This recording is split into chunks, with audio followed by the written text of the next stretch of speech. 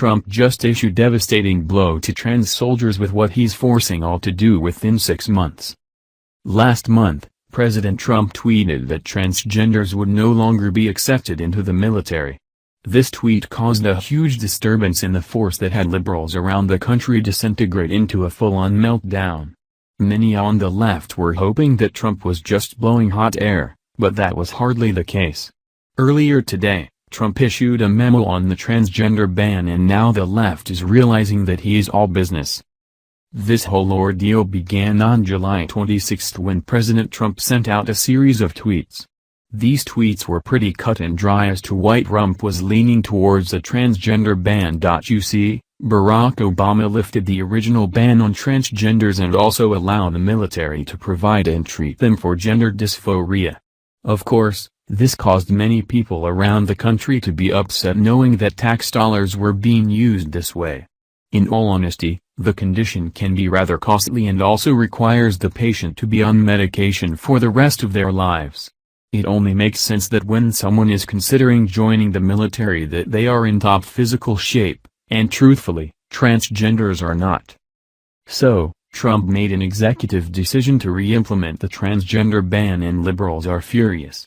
However, while those on the left are busy spewing half-truths concerning this ban, here is what is really happening.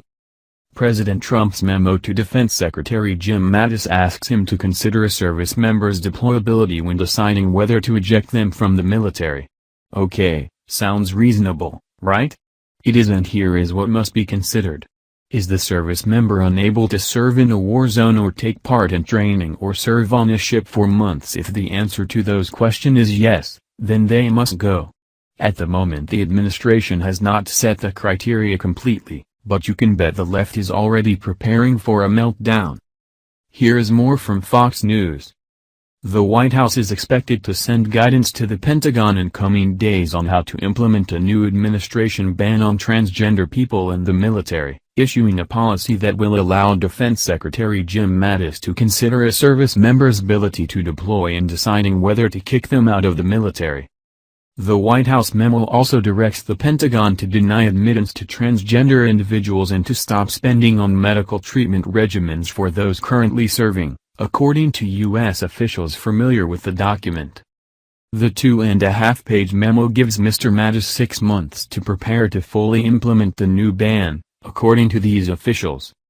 Mr. Mattis under the new policy is expected to consider deployability the ability to serve in a war zone, participate in exercises or live for months on a ship, as the primary legal means to decide whether to separate service members from the military, the officials said.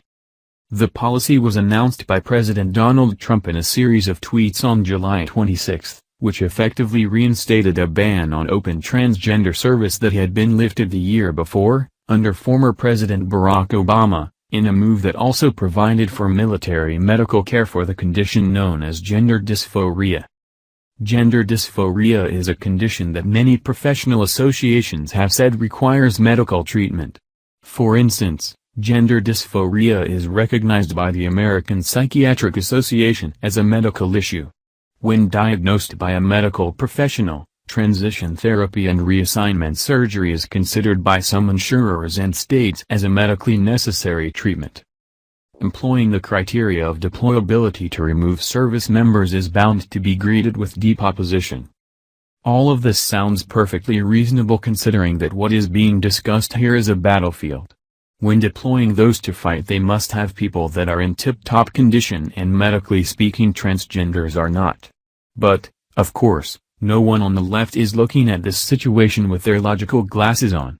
Already there are those in the transgender community that are screaming foul. Sue Fulton, who is the former president of Sparta and also advocates for LGBT individuals to be allowed to serve openly, had this to say. Transgender people are just as deployable as other service members.